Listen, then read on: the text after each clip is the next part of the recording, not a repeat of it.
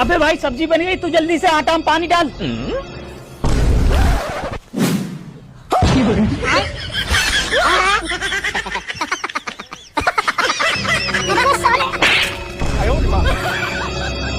बाजी 100 रुपए दे दो। 100 रुपए?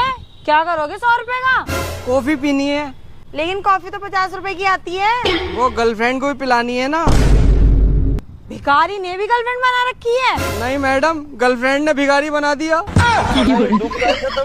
दे दो।